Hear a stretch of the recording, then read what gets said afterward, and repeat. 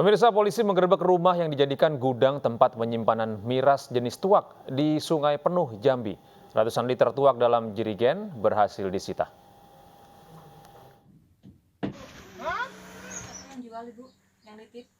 Sebuah rumah yang dijadikan gudang penyimpanan minuman keras jenis tuak di Desa Sungai Ning, Kecamatan Sungai Bangkal, Kota Sungai Penuh, Jambi digerebek polisi. Dalam penggerebekan, petugas menyita 210 liter tuak yang disimpan di dalam jerigen. Selain menyita ratusan liter tuak, polisi juga menyegel gudang miras. Penggerebekan ini merupakan tindakan kedua kalinya di lokasi yang sama. Kemudian kami menindaklanjuti laporan tersebut dan ini sudah kedua kalinya. Awalnya mungkin dia merasa mungkin hanya sementara atau mungkin baru gebrakan sekali ini aja. Rupanya kami menindaklanjuti kembali laporan dari masa. Alhamdulillah kami mengamankan ada 210 liter, yang mana 60 liter sudah kita musnahkan di tempat dan 150 liter kita amankan di Polsek Kota Sungai Penuh sebagai bukti bahwasanya kami sudah melakukan tindakan tegas di lapangan. Pemilik miras yang sudah diperiksa polisi tidak ditahan karena berjanji tidak akan mengulangi perbuatannya. Dari Sungai Penuh, Jambi, Budi Utomo, iNews melaporkan. Petugas gabungan menggelar razia di Pasar Senen, Jakarta Pusat. Hasilnya puluhan obat kadaluarsa dan tidak layak konsumsi ditemukan.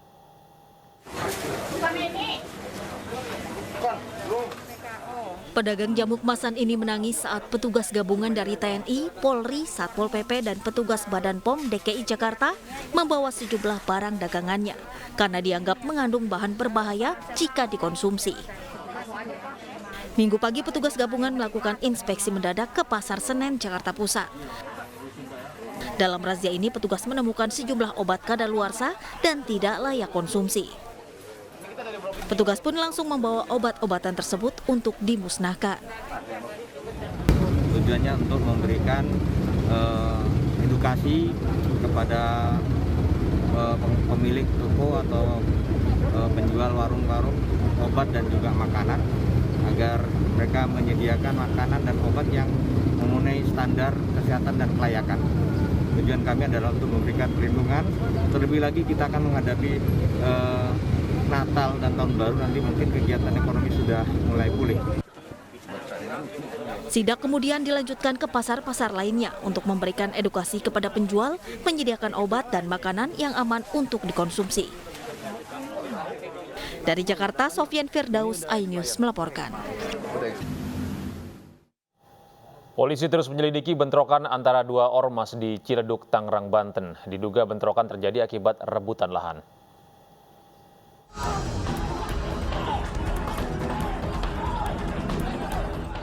Inilah bentrokan yang terjadi antara dua kelompok massa dari Ormas Forum Betawi Rempuk dan Pemuda Pancasila. Bentrok terjadi di Pasar Lembang, Ciledug, Tangerang, Banten, Jumat malam lalu. Sejumlah orang terluka akibat senjata tajam. Menurut warga, kedua ormas ini memang kerap bertikai dan meresahkan warga.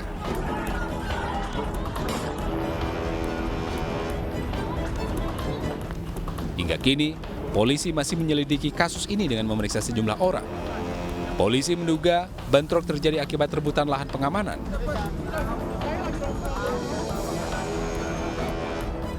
Dari Tangerang, Banten, iNews laporkan.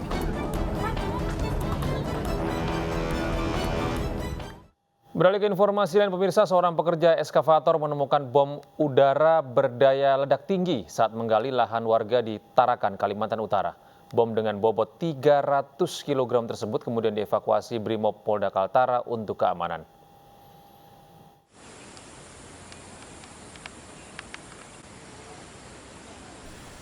Bom udara dengan bobot 300 kg ini ditemukan pekerja ekskavator saat sedang menggali lahan warga di Kelurahan Sebengkok, Tarakan, Kalimantan Utara. Beruntung bom tidak meledak karena sempat tersentuh ekskavator. Setelah mendapat laporan warga, tim detasemen Gegana Sat Brimob Polda Kaltara kemudian mengevakuasi bom menggunakan mobil derek. Proses evakuasi sedikit terkendala karena kondisi lahan berlumpur. Bom udara yang diduga masih aktif ini memiliki daya ledak radius hingga 1000 meter dan merupakan bom peninggalan Jepang saat Perang Dunia Kedua. Ini hari Minggu kami bertindak untuk mengevakuasi bom Perang Dunia sisa kedua. Ulangi, bom Perang Dunia II. Kemudian untuk saat ini akan kita laksanakan untuk evakuasi ke Makobrimob, akan disimpan sementara waktu di bunker. Demi keamanan, warga dilarang mendekati lokasi ditemukannya bom saat proses evakuasi dilakukan. Dari Tarakan, Kalimantan Utara, Usman Kodang, iNews melaporkan. Bahar bin Smith bebas setelah menjalani hukuman di Lapas Khusus Kelas 2A Gunung Sindur, Bogor, Jawa Barat. Bahar dijemput kuasa hukumnya pada Minggu pagi usai salat subuh.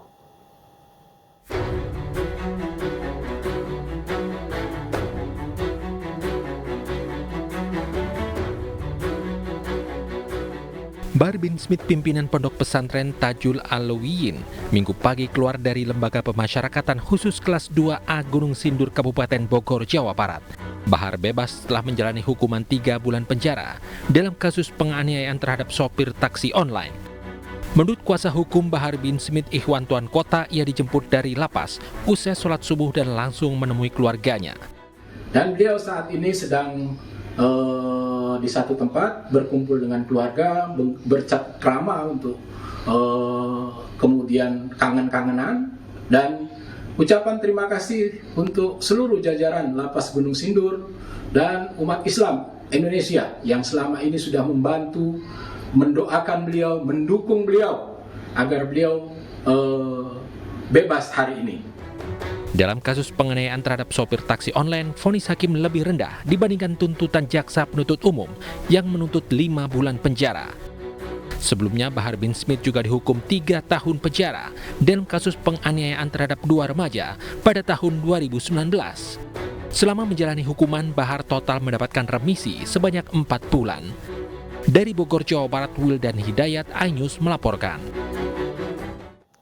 Pemirsa, Majelis Ulama Indonesia DKI Jakarta membentuk pasukan cyber alias Cyber Army untuk melawan buzzer yang menyerang ulama dan Gubernur DKI Jakarta Anies Baswedan.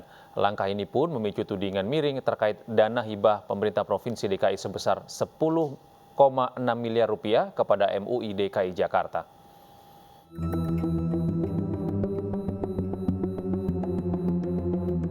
Majelis Ulama Indonesia atau MUI DKI Jakarta akan membentuk pasukan siber atau Cyber Army.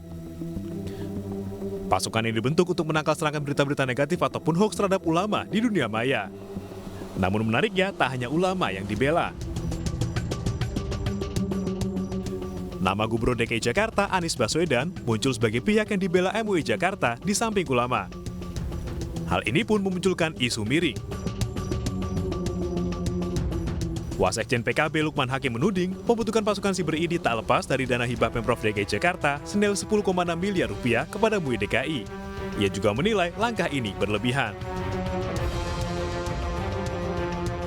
Namun MUI DKI membantahnya. Pembentukan pasukan siber tidak akan menggunakan dana hibah.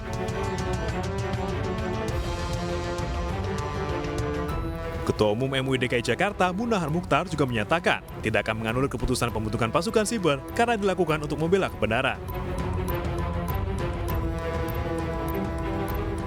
Gubernur DKI Jakarta Anies Baswedan masih enggan berkomentar terkait hal ini. Sementara dalam kesempatan lain, Wakil Gubernur DKI Jakarta Ahmad Riza Patria menyebut semua organisasi memiliki hak. Sehingga ia menyilahkan organisasi untuk melaksanakan hal-hal yang dinilai baik. Apa yang diyakini, dirasa baik, silakan dikerjakan, dilaksanakan. Ya. Semuanya boleh melaksanakan organisasi, apalagi keagamaan, organisasi kepemudaan, organisasi kemasyarakatan, apapun silakan berkreasi, berinovasi, membuat program-program yang baik kepentingan masyarakat. Ya. Termasuk cyber, karena sekarang zaman digital, zaman informasi, zaman media sosial. Pasukan siber bentukan MUI DKI Jakarta nantinya diharapkan mampu melawan buzzer-buzzer di dunia maya yang selama ini kerap menyerang ulama. MUI DKI Jakarta menyatakan langkah ini juga merupakan aplikasi dari salah satu program MUI untuk beramar makruf nahi munkar. Tim iNews melaporkan.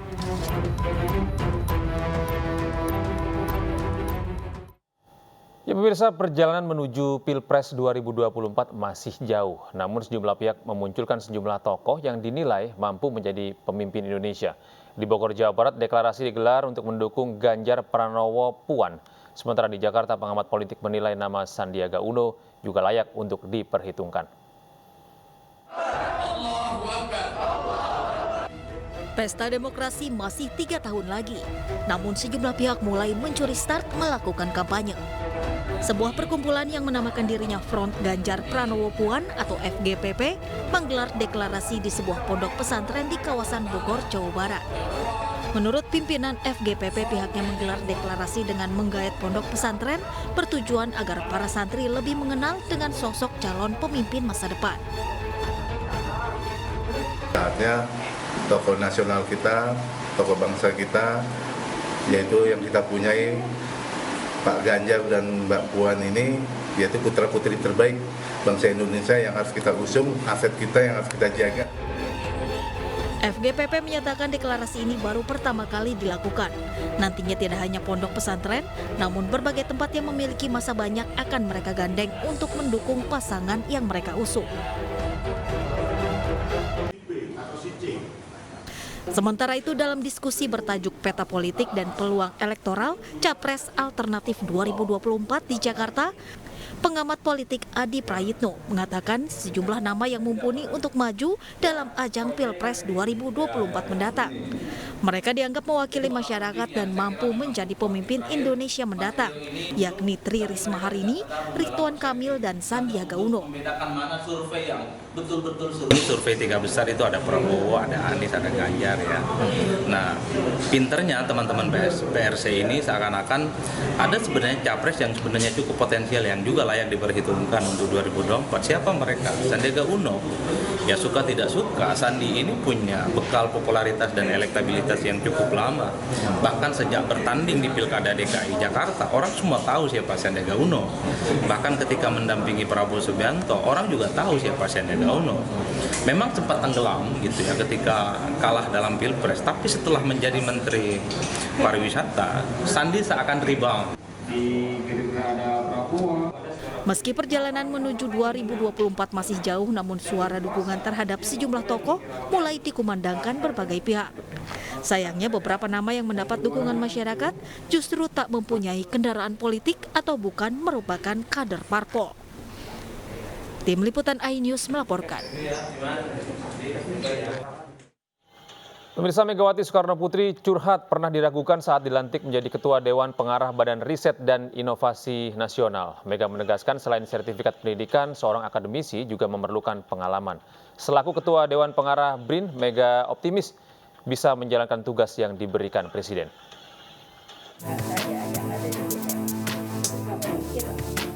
Ketua Dewan Pengarah Badan Riset dan Inovasi Nasional hadir secara virtual dalam forum komunikasi riset dan inovasi. Dalam kesempatan tersebut, Mega mencurahkan isi hatinya lantaran pernah diragukan banyak pihak terkait posisi dirinya di BRIN. Boleh nggak ya CV saya ditampilkan? Karena banyak orang meragukan saya. Karena katanya, kenapa Ibu Mega yang mesti masuk ke menjadi Ketua Dewan Pengarah? Beliau bukan seorang akademisi. Saya lalu garuk-garuk kepala. Sebetulnya yang disebut akademisi itu apa tuh ya? Hanya teori atau sampai pada tingkat implementasi? Pasti semuanya akan bilang sampai pada tingkat implementasi. Nah, mungkin teori saja. Teori nanti bisa berbantahan. Nah, jadi dengan demikian, saya buka lagi ketika saya ditugasi, saya bilang sama Pak Kepala, jangan alergi, ini coba dilihat dulu. Kalau jelek jangan diambil, yang bagus mari kita ambil. Lebih lanjut, Mega menegaskan bahwa dirinya ditugaskan Presiden Joko Widodo demi kepentingan bangsa. Tak hanya Dewan Pengarah, Ketum PDI Perjuangan tersebut juga menjabat sebagai Ketua Dewan Badan Pembinaan Ideologi Pancasila.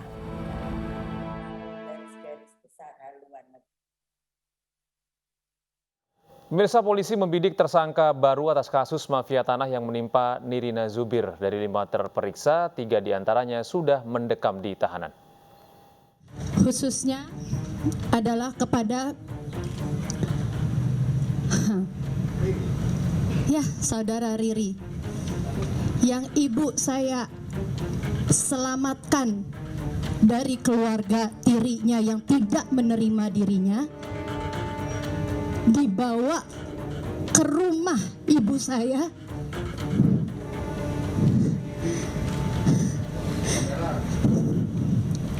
diberikan pekerjaan yang layak. Ini dia orangnya. Nirina Zubir tak kuasa menahan emosi saat melihat tatapan sinis dari tersangka pemalsuan dokumen bangunan milik keluarganya dengan kerugian mencapai 17 miliar.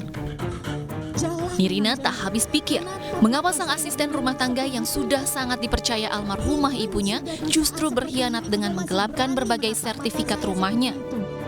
Di sini berat sekali hati saya untuk hari ini ketemu sama dia, dan tidak ada sedikit pun dia sampai detik ini niatan untuk memohon maaf. Jalan aja, menatap mata saya dengan sebegitunya. Even sudah di saat seperti ini, kamu masih berani menatap mata saya seperti itu. Berdasarkan penyidikan sementara, polisi telah menahan mantan asisten rumah tangga Nirina beserta suami dan seorang pejabat pembuat akta tanah. Modus operandinya adalah mereka ini dengan memalsukan tanda tangan. Salah satunya adalah itu. Awalnya dipercaya oleh almarhum untuk mengurus, pertama adalah pembayaran PBB-nya, dikasih surat kuasa oleh almarhum, tetapi berkembang karena terlalu dipercaya pada saat itu oleh almarhum. Bahkan sertifikatnya pun dipegangkan kepada si pembantu ini, sehingga timbul niatan para pelaku-pelaku ini untuk melakukan tindak pidana pemalsuan surat atau palsu otentik untuk menguasai semuanya. Bermodalkan keterangan dari saksi dan penyidikan, kini polisi akan membidik tersangka baru. Menurut kepolisian, kasus mafia tanah tidak mungkin berdiri sendiri dan melibatkan berbagai profesi lainnya. Tak hanya Nirina, mafia tanah seakan tak pandang bulu dalam mengintai korbannya. Februari silam, mantan Duta Besar dan Wakil Menteri Luar Negeri Dino Patijalal juga menjadi korban mafia tanah. Sertifikat rumah milik ibu Dino Patijalal beralih nama di Badan Pertahanan Nasional, sementara pihak keluarga tidak pernah melakukan transaksi jual beli. Modus yang dilakukan mafia tanah kepada keluarga Dino kala itu mengincar target dengan membuat KTP palsu hingga berkolusi dengan broker hitam dan notaris bodong. Rumah ibu saya yang nggak pernah dijual, dia nggak pernah ketemu dengan keluarga saya manapun, Toto beralih nama ke dia, gitu, ya kan? Itu hitam di atas putih, ya kan? Dan di rumah yang lain itu salah satu figur bilang dia dipakai juga untuk ngerjain rumah yang sekarang menjadi rumahnya Freddy, gitu. Tapi kasus mafia tanah yang dialami orang tua Dino Patijalal ini mengundang perhatian banyak pihak. Hingga polisi bergerak dengan menetapkan sejumlah orang sebagai tersangka. Dalam melakukan aksinya, kelompok mafia tanah ini berbagi peran. Ada yang bertindak selaku aktor intelektual, ada yang bertindak selaku pihak yang menyiapkan sarana. Dari berbagai kasus kejahatan mafia tanah yang menyasar pesohor negeri, sedianya menuntut kita untuk kembali berhati-hati. Penyalahgunaan kepercayaan juga harus diwaspadai agar tidak ada lagi kasus mafia tanah yang justru ditunggangi orang terdekat.